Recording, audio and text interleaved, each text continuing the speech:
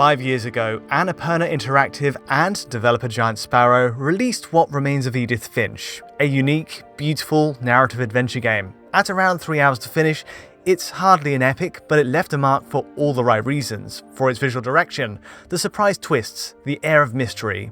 Edith Finch still presents as a tightly wound experience, packed with unforgettable moments. So, the quick summary. In first person, you take on the role of Edith Finch, a young girl who returns to her family home to understand past events. Sneaking through each room, you fill in a journal by reliving each family member's tragic story, each one more vivid, more disturbing than the last. It's fairly linear fare too, as in, text physically appears right in front of you, for you to push and bump against, guiding you to the next spot. So, let's be honest here. It might not be everyone's cup of tea, but as a, let's say, interactive storytelling experience, if you're on board with such a thing, Edith Finch is well worth playing at least once.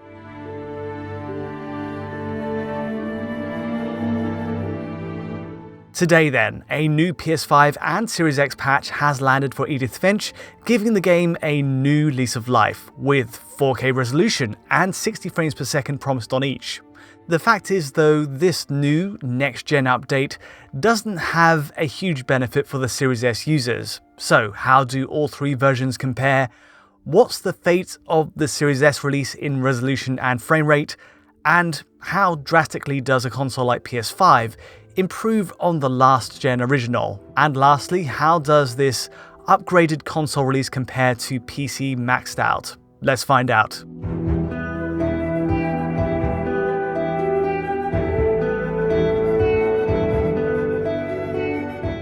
Firstly, I will say the game being so short, I've kept footage limited to the opening hour to avoid spoilers for you. So the tech details first, this is an Unreal Engine 4 game. Remarkably, on PS5 and Series X, it also fits into just a 2.9GB install, down from 5.5GB on last gen due to improved compression. Now, this is the key bit. You're entitled to a free PS5 and Series X upgrade if you've already bought the last-gen Edith Finch game from Sony and Microsoft's respective stores. However, there's a big win for Xbox users if you're on Game Pass. With Game Pass, you get the game for free. And not only that, but via Smart Delivery, you receive the Series X and S upgrades at no extra charge. By comparison, PlayStation users who only have the last-gen PS4 app, as claimed via PS Plus, do not get a PS5 upgrade for free. In that case, you'll just have to buy the upgraded PS5 version yourself.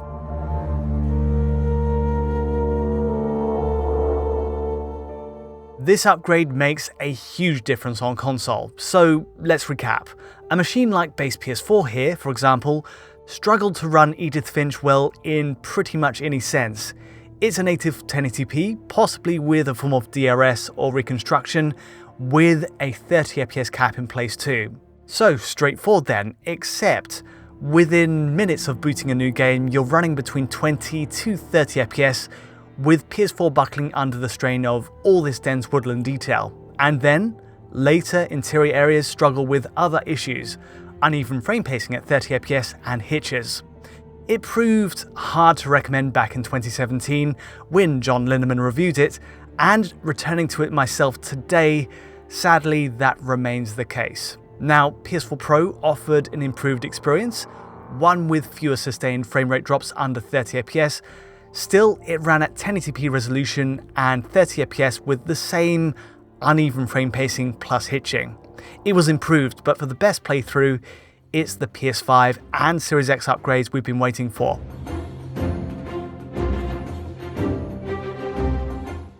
Resolution-wise then, PS5 and Series X absolutely deliver. Looking at a three-way split, including Series S on left, most pixel counts check out at a native 4K on the two premium consoles, although with its temporal anti-aliasing, chromatic aberration, and film grain, it's still a very soft, heavily processed image. The upshot is then, this boost to 3840x2160 does truly make finer details, the text elements, the comics, pop out with less shimmer on hard edges. As for Series S users, well, this is a pretty disappointing showing, I think. Simply put, the left side is stuck at a native 1080p, with Series S also typically running at 30 frames per second to boot, though not always 30, more on that later. Image quality wise, Series S plays it very conservatively. At the very least, core settings like textures, shadow quality, and even pop-in are exactly matched with the more powerful PS5 and Series X.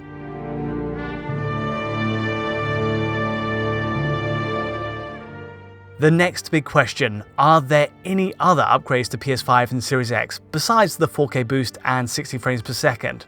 To answer that, let's hone in on the OG PS4 version up against PS5 on right. The resolution boost from 1080p to 4K stands out immediately, of course, especially in close 2x zooms.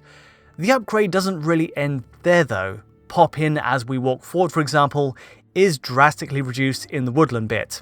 The shadow cascade, the draw distance on trees, grass, all of it is pushed much further afield on Sony's new machine. Nothing less, I think, would have worked on PS5 given the push for a 4K image, revealing all those last-gen limits. Otherwise, the old PS4 version holds up pretty well in terms of overall visual makeup, and it looks reasonable once we get into the house. More subtle tweaks are made to shadows here, softer, more diffuse outlines near this helmet for example on PS5, but the fundamental advantage here really is in the resolution boost and the minimized pop-in on PS5 and by extension Series X.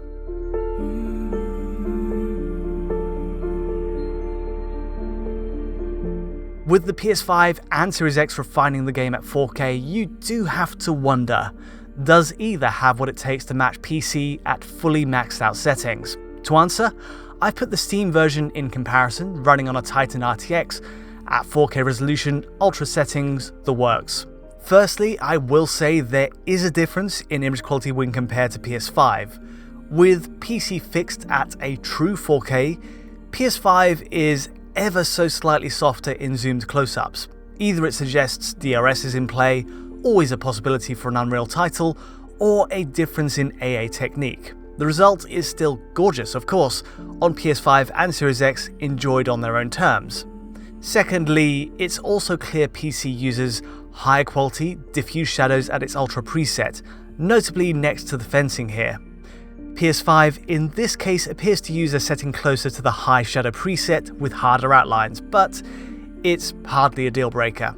And lastly, there's an odd twist when it comes to draw distances. In this initial woodland walk, PC appears to suffer from more pop-in on trees and plants just ahead. Even while completely maxed out, I've tried this route several times and the result is always the same. PS5 and Series X draw more detail in at range.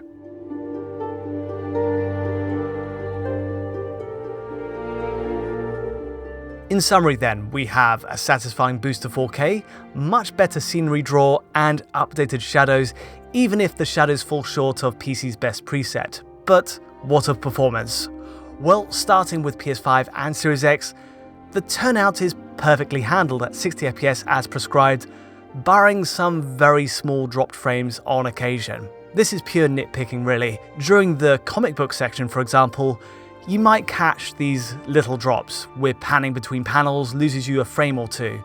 Other sections, playing as the shark, also has some small clusters of drop frames. Nothing seismically bad then, and honestly this is just such a breakthrough after playing the last gen code capped at 30 FPS. Between PS5 and Series X, there's nothing to split them, in visuals or in the return frame rate wise. So 4K and 60 FPS is exactly what we get from Edith Finch on console at last, so mission accomplished.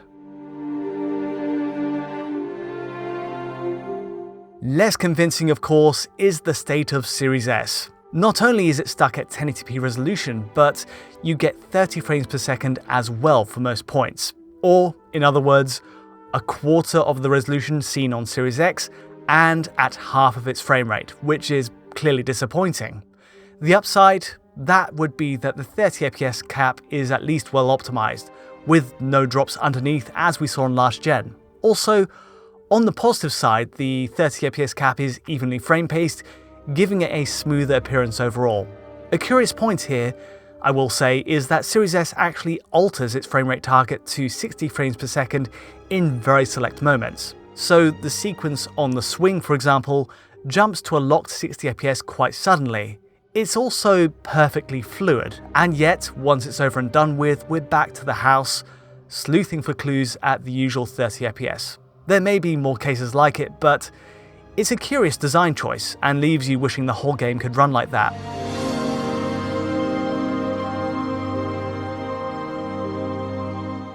Which version to recommend then? What Remains of Edith Finch plays beautifully on PS5 and Series X, I've got to say, better than it's ever run on console, and with a tidy 4K picture to boot. There's a neat extra on PS5 as well though. The DualSense's adaptive triggers get a small kind of workout here, very sparingly, adding friction while using the melee attacks in the comic book section, and a few others. There aren't many chances to use PS5 triggers really, being such a story-led game, but it works well. The only outstanding point otherwise is the state of Series S, it being mostly 30 FPS, very rarely 60 FPS, all the while running at 1080p. It's of course hard to expect it matching Series X, but it somehow falls short of expectations. Seeing very rare moments run at 60 FPS flat out, you have to wonder how close Series S is to truly pushing past 30 FPS elsewhere. The plus side, it is at least a stable 30 and with reduced pop-in compared to last gen. That about wraps up this quick look. Actually, this is my first time playing What Remains of Edith Finch. It really turned out to be one that got away back in 2017, and if nothing else, the PS5 Series X updates gave me an opportunity to give it a try, and it may be the same case for you. And honestly, it took me by surprise. It may be short, finishable in one session, but there's a real value to some games being kept as bite-sized experiences.